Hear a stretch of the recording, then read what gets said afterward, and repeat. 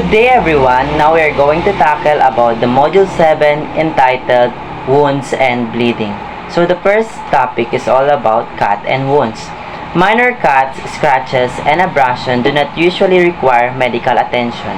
Abrasions such as gravel rash may have dirt embedded in the wounds and are likely to become infected. A stab or penetrating wound is caused by a sharp object, such as knife, bullet, scissors, blade, or nail. Although the surface cut may be small, such object can penetrate deeply and harm internal organs. These objects may also carry dirt deep inside, increase the risk of infections. Next is cuts and abrasion. Action. First, wash your hands thoroughly before treating the wounds. Second, gently brush away any surface foreign objects such as gravel. Third, clean the wounds and surrounding area, wiping away from the wounds using sterile swabs, warm sterile water, and a little mild antiseptic. Pat the skin around the wound dry. Fourth, apply a sterile non-adherent dressing if necessary. See dressing pads and bandages. Fifth, over the wounds is dry or caused by a rusty object. A tetanus injection may be needed. Next is stab wounds. Action. First, stop any bleeding by applying direct pressure. Second, cut away or remove the clothing around the wounds. Third, carefully cleanse the wounds if it is not bleeding and apply a sterile dressing. See dressing pads and bandages. Fourth, seek medical aid. Next is wounds with embedded object. Action. Do not attempt to remove the object. Apply a ring pad, see dressing pads and bandages or pad around the wounds and apply a clean dressing. Second, apply pressure around the object to stop bleeding, but do not apply pressure to the object. Third, seek medical aid urgently. Severe limbs. It may be possible to save a severe limb, finger or toe if you act quickly. Your first priority, however, is to save a casualty life. Action. First, lay the casualty down with the injured part of the body supported in a raised position. Second, firmly press a large piece of gauze or clean cloth against the stump or raw area to stop bleeding. Bandage the dressing in place. Third, seek urgent medical aid. Fourth, encourage the casualty to stay as still as possible. Watch closely for any sign of shock, which can be caused by the loss of blood. Fifth, find the severe limb. Do not wash it.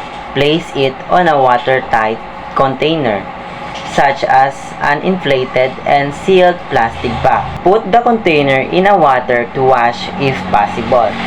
Ice has been added, but do not allow the part of the direct contact with the ice. Send the container to the hospital with the casualty. Good morning, ma'am. Good morning, classmate. My topic is all about wounds and bleeding. So, ano nga ba yung wound? Wound is a break in the continuation of the soft tissues of the body. So, alam naman natin lahat na ang wound ay sugat. Sugat sa ating katawan. Ano nga ba ang dahilan kung bakit nagkakasugat tayo? Because malambot lang ang tissue sa ating katawan na naglilid na mapunit or pagkasira ng ating balat. So, next is the dangers of a wound. Number 1 is bleeding, which can be life-threatening. When we say life-threatening, ito ay nagdudulot ng mapanganib sa atin. So, to avoid it, dapat ay bigyan agad ng maagarang pansin or action for our safety. So, next is infection caused by dirt and grime. So, alam naman natin lahat yung infection. So, infection is example, may sugat tayo sa ating balat. So, example dito, nagkasugat tayo. So, pag papabayaan lang natin ang sugat, there's a tendency talaga na may infect yung sugat natin. Dapat is i-cover natin ito dahil may infect talaga ito sa mga duming na sa paligid natin. So, yun yung magkukos ng infection sa ating sugat. So, number 3 is scar tissue can form. So, pag nagkakasugat tayo and in the healing process na siya, so ito na dito na magpo-form ng scar tissue yung ating sugat. So, yun yung number 3. Number 4 is shock developing from blood loss. So, bakit nga ba nagkakaroon ng shock developing? So, shock developing is ito yung pagkawala ng maraming dugo sa katawan natin. So, pag mawalan tayo ng maraming dugo, hindi ma-deliver ng maayos yung dugo natin, hindi ma-deliver ng maayos yung oxygen na pumapasok sa katawan natin and sa mga nutrients na dapat ay mapunta sa katawan natin. So, yun yung shock developing from blood loss. So, next is types of bleeding. There are 3 types of bleeding: the arterial, venous, and capillary. So, the first one is the arterial bleeding, which is oxygenated blood. Pag sinabi nating oxygenated blood, arterial bleeding is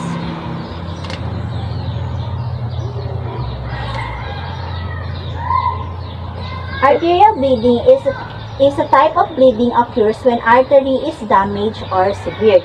Artery, it is a blood vessel that carries oxygen blood away from the heart. So, arteries carry oxygenated blood from the heart to the body tissues. Arterial bleeding is characterized by bright red blood that spurts out in rhythmic pulses as the blood is under high pressure. So, yun yung arterial bleeding. Next one is the venous bleeding, which is the oxygenated blood. So, venous bleeding it happens when a vein is injured or punctured. Pag sinabi natin punctured, ito ay nabutas or butas yung punctured. Veins carry the oxygenated blood back to the heart. So, kanina sa arterial bleeding is nagke-carry siya ng blood away from the heart. So, yung venous naman is nagke-carry siya ng blood back to the heart. So, venous bleeding is characterized by dark, red, or maroon colored blood that flows steadily or may ooze out. So, yun yung venous bleeding. So, the next one is capillary bleeding. Capillary bleeding is a mixture of venous and arterial bleeding, those from wound. So, capillary bleedings occur when the tiny blood vessels called capillaries are damaged. So, yung mga veins na maliliit talaga, yun yung capillary. So, capillaries are responsible for the exchange of oxygen, nutrients, and waste products between the blood and the body tissues. Capillary bleeding is a typically slow and characterized by a steady flow or dark red blood. So, parang dito, kung yung arterial and venous is, they are opposite, yung arterial is carrying blood away, so yung venous is carrying blood back. So, yung capillary naman is parang combination siya ng arterial and venous na nag-exchange siya ng mga oxygen, nutrients. So, yun yung capillary. So, these are the types of bleeding. So, proceed naman tayo sa different types of wounds. So, different type of wounds. The first one is lacerated wound or tear wound. This can be caused, example by barbed wire. Pag sinabi nating barbed wire, ito yung mga wire na ginagamit natin sa paggawa ng mga fences, yung mga coral, ganun. So, yun yung barbed wire. It is not a clean-cut wound and the edges are usually jiggered. Pag sinabi nating jiggered, ito ay parang ginupit or nagupit siya. So, and it heals difficulty. So, yung wound na ganon, yung parang nagupit or ginupitan siya, matatagalan yung paggaling nito. So, yun yung lacerated. So, the next one is contused wound. Contused wound is usually caused by a blunt object. So, pag sinabi natin blunt object, The example of blunt objects are hammers, baseball bats, or the back of the knife. So, yun yung mga blunt object. There is usually bruising of the surrounding areas, possible underlying fracture. So, yung like mga hammer, so yun yung magkukos ng mga sa contused wounds, siya yung magkukos ng mga bugbog or mga bugbog sa ating katawan na karaniwang nagiging sanhi ng pamumula or pagbubukol sa ating katawan. And there's a tendency din na like sa hammer, mapukpok natin yung daliri natin. So, yun yung magiging cause na baka there's a tendency na mabali yung mga buto sa sa loob ng daliri natin. So, yun yung contused wound. So, the next one is incised wound. So, incised wound, this type of wound can be caused by knife. Usually bleeds profusely. So, pag sinabi natin profusely, means yung profusely is yung tuloy-tuloy yung pag-bleed ng sugat natin. So, yung hindi na natin makontrol yung kasi yung mga sharp object kasi yung nagkukos ng incised wound. So, yun yung incised wound. So, next is punctured wound. Puncture wound. Puncture wound caused by nails, needles, bullets, etc. Can cause severe bleeding. This type of wound can be easily overlooked. So, yun yung mga nails, yung mga maliliit lang na sugat, yung pagtutusok ng mga karayom sa daliri natin. So, naagapan natin agad yan kasi maliit lamang siya. Pwera na lang sa bullet kasi pag natamaan ka ng bala na yung sa mga parteng katawan na hindi na maagapan, so, there's a tendency na mamamatay ka talaga. So, yun yung yung puncture wound. So, the next one is amputations. Amputations, this usually has a very traumatic effect on the casualty. Severe bleeding is usually the main concern. So, pag sinabi nating amputation, ito yung pag-oopera ng mga bahagi ng katawan natin, pagtanggal ng mga like kidneys, yung mga natin sa mga katawan natin, yung mga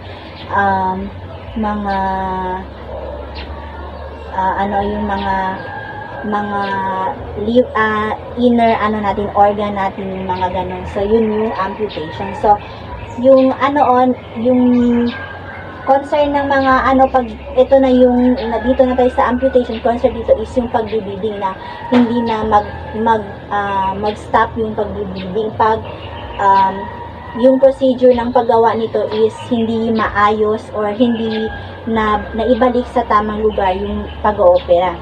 So, indirect pressure may have to be used to control bleeding. So, indirect pressure, so dapat is magamit natin yung indirect pressure para hindi matuloy-tuloy yung pag-bleed ng ng sugat sa katawan natin. So, next is remember to take amputated part with you to the hospital. So, pag sinabi nating amputated is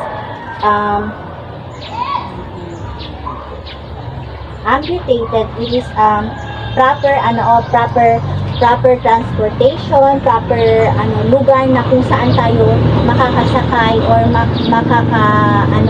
makakahiga or ganun, yung proper amputated part para sa pagta-travel natin para sa pagpunta sa ospital. So next is cover part with sterile, if possible, dressing, cover with the eyes if available. Pag sinabi natin sterile is yung mga pagko-cover tayo sa mga sa mga sugat natin na dapat is malinis, yung free from bacteria para hindi ma-infect yung sugat natin. So the next one is rush casualty to a medical facility where such a situation can be handled. So yung hindi na natin ma-handle yung sitwasyon sa dapat is itakbo na natin yung pasyente natin or yung may sugat sa ospital para doon maagapan agad kung ano man yung mga kailangan na i-treat sa kanila. So, yun yung amputation. So, the next one is protruding foreign bodies. So, protruding foreign bodies is it is referred to objects that are sticking out or embedded in the body typically as a result of an injury or accident. So, a ring pad is used to prevent pressure on the object itself. So, example, pag nagka-aksidente tayo, tapos na tusok yung object dito sa ating dito sa arm natin. So, yung ring pad is hindi naman natin ito agad-agad na matanggal yung kasi there's a tendency na mag-cause ito ng bleeding, non-stop bleeding. So, yung ring pad, ito yung tutulong sa atin na pag before natin dalhin yung casualty sa hospital is dapat maano natin muna ng first aid kit yung yung casualty. So therefore, yung ring pad is example, dito nakatusok ang ang kutsilyo. So dito mo ilalagay yung ring pad para hindi magalaw-galaw yung yung kutsilyo at lalong masugatan yung casualty. So yun yung yung tulong ng ring pad sa ating na mga na-aksidenteng mga tao. So yun yung protruding foreign bodies. So the next one is the treatment. So paano natin i-treat treat yung mga tao na nasugatan. So first one is wear gloves. So, alam naman natin lahat, dapat mag-wear tayo ng gloves, magsuot tayo ng gloves talaga kasi there's a tendency na yung kamay natin is madumi, there's a tendency na magkaka-infect yung sugat ng isang tao or isang pasyente. So, dapat, magsuot talaga tayo ng mga gloves. The next one is bleeding can stop by using direct pressure on the wound itself. So, dito is dapat mag-use tayo ng direct pressure para mag-stop yung bleeding ng isang tao o isang pasyente. In severe cases, indirect pressure can be used to stop bleeding. Sa indirect pressure too, kung dito, yung direct pressure is nakakatulong din sa pag-stop ng bleeding. Sa indirect pressure din is nakakatulong din siya para mag-stop yung pag-bleed ng isang sugat or yung isang tao na nasugatan. So, the next one is demonstrate direct pressure points during practical section. The next one is if casualties show signs of shock and injuries permit, lay him on his back and raise the legs up about 30 cm to facilitate blood flow to the vital organs. So, yun na nga. So, pag yung pasyente or yung nasugatan is nagkaroon siya ng shock. So, dapat daw ihiga yung pasyente tapos raise the legs about 30 cm para hindi mag-flow yung blood sa mga vital organ nila. So, vital organ nila na magkukos ng pagkamatay ng pasyente. So, yun yung sinabi ko. So, the next one is, if bleeding continues through first aid bandages, do not remove, simply add more bandages on the top. So, pag hindi na nag-stop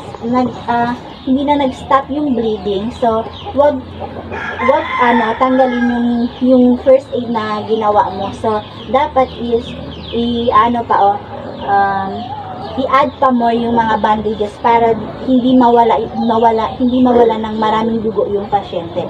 The next one is monitor vital signs, yung mga vital signs like mga sa dito pulse natin, yung heartbeat, yung blood pressure. So yun yung mga vital signs. So next one is keep warm. Keep warm. Keep natin warm yung mga pasyente natin. Dapat hindi sa mga na lugar na mga mainit, yung mga ganon.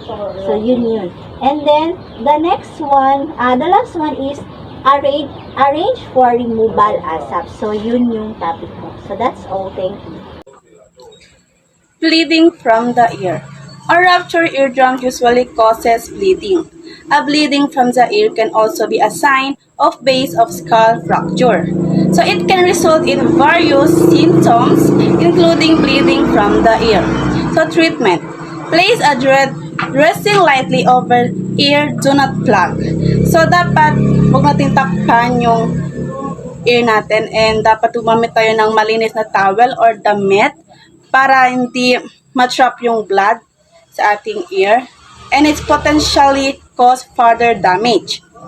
And place casually in a semi-seated position, leaning over towards the injured side. So this position helps with drainage and prevents blood from pooling in the ear. It is important to ensure that casually it's comfortable and that their injuries allow position. If injuries permit, seek medical assistance as soon as possible.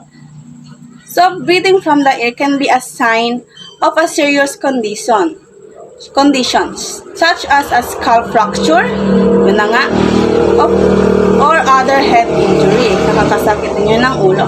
It is crucial to contact emergency services or visit a healthcare professional promptly for this evaluation and treatment. Bleeding from the nose is a common occurrence. Treatment. A. Sit down and lean forward. Sit down. Find a comfortable seated position to help prevent dizziness or fainting that may occur due to blood loss. Lean forward.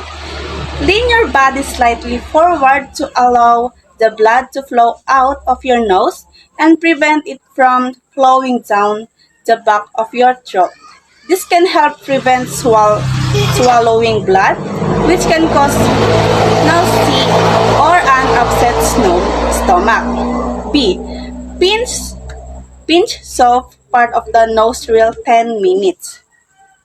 So use your thumb and index finger to pinch the soft, fleshy part of your nostril together.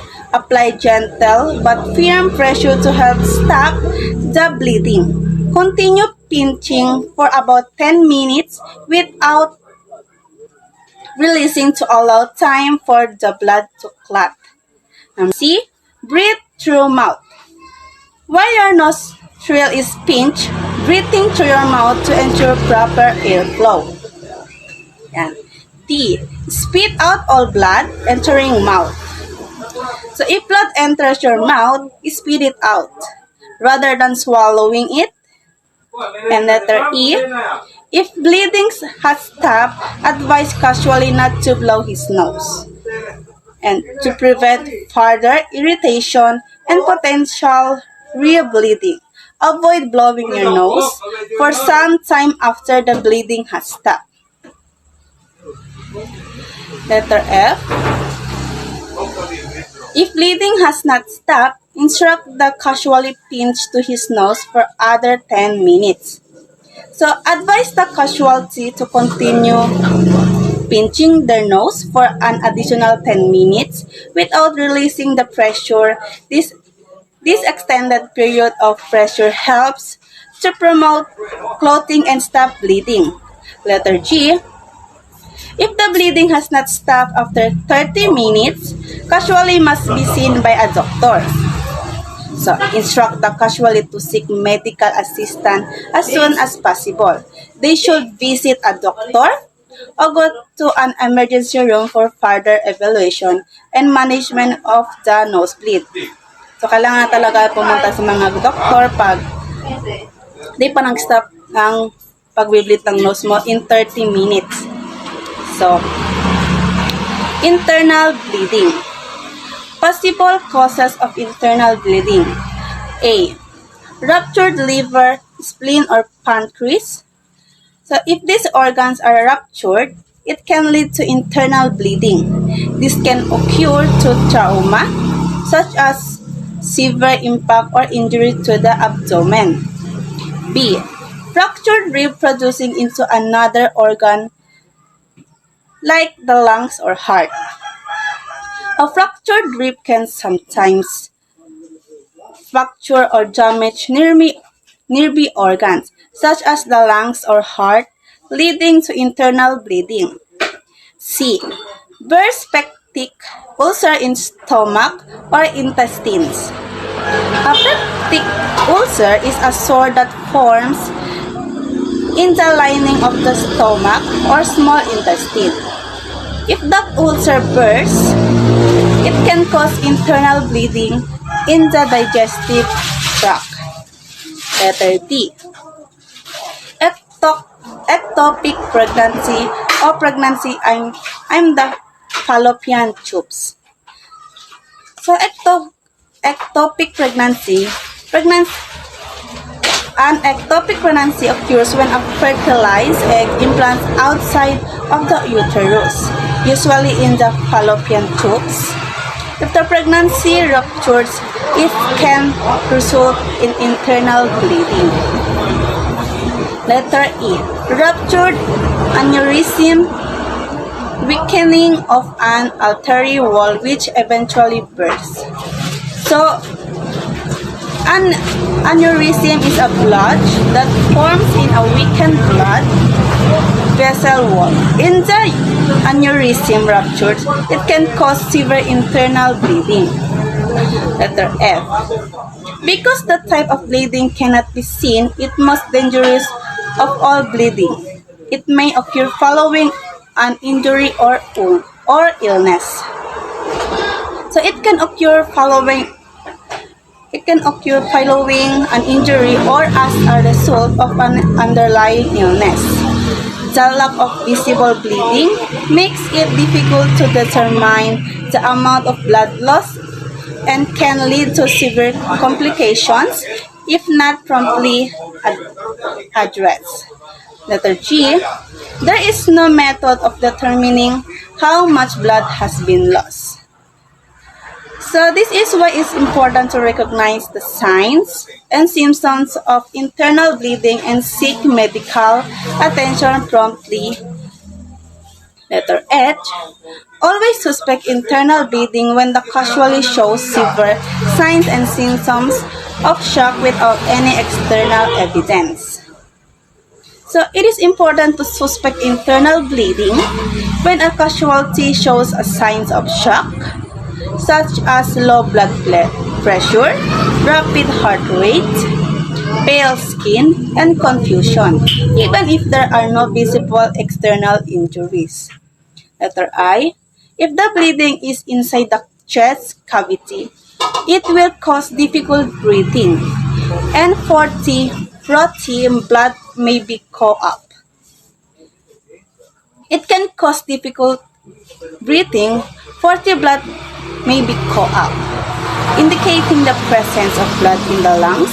This can be a serious condition requiring immediate medical attention. So, signs and symptoms of internal bleeding. A. Sign and symptoms of shock, perhaps without evidence of injury. B. Correct cause of injury. Letter C. History of a medical condition which may cause internal bleeding. Letter D. Pain and tenderness around affected area. Letter E. Shallow breathing which may be accompanied by yawning. Letter F. Thirst and restlessness is a late sign. Letter G. Blood may appear from one of the body orifices, openings in various forms. For example, letter A. Pink frothy sputum or blood coming from the lung is mixed with air. Letter B. Black coffee grounds like vomitus is bleeding within the stomach when the blood is mixed with the digestive juices. Letter C.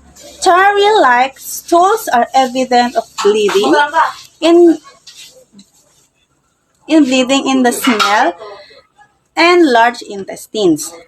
So yung treatment is the last one. A. Your safety comes first. Letter B. Calm and reassure casually. Letter C. Check vital signs. Letter D. Arrange for urgent transport to hospital. Letter E. Place casually in the most comfortable position provided he doesn't have other injury which contraindicate the chosen position. Letter F. Do not give him anything to eat or drink and he may have surgery for the bleeding. Letter G. Monitor his vital signs at least every 10 minutes. And the last one, now letter H. Keep him warm and never leave the casualty unattended. So, this is my report, Roy says. A heavy fall or blow can cause bleeding beneath in the skin. So, alam naman natin, yung mga bleeding beneath in the skin, yung mga sakit sa katawan. Sign and symptoms. Pain, which turn from red to bluish, purple to greenish yellow. Swelling, tenderness. So, kapag for example, natumba ka or may natamaan na bagay sa iyo, yung mga matitigas na bagay. For example, dito, parang namamaga siya, nabugbog, tapos nagiging red, tapos kapag tumatagal, nagiging greenish, ay purple to greenish yellow siya. Tapos namamaga, tapos natitigas. So action, check for injuries, particularly fractures, sprains, and dislocation or strains. So, i-check natin yung katawan niya kung saan natamaan ng bagay. I-check natin yung mga dislocation na bones. So, rest the casualty, support the injured part, and apply a compression. So, i-rest natin yung tapos iso-support natin yung mga injured niya, tapos i-apply natin yung compression bandage. A heavy brush arm should be supported with a ceiling. If the legs or body are brushed, support them with a cushion. So, i-support natin siya with a cushion. Apply an ice pack, see sprains and dislocation. So, once kapag, 'di ba, grabe yung natamaan sa skin niya. So, i-apply natin siya ng ice pack. Tsaka yung mga sprains na dislocate na bones niya. Tapos for the treatment of a black eye, sea eyes injury. So, yung mga purple na nagiging purple, so yung mga black eye injuries niya, so i-apply natin siya ng ice pack. Burn and scalds.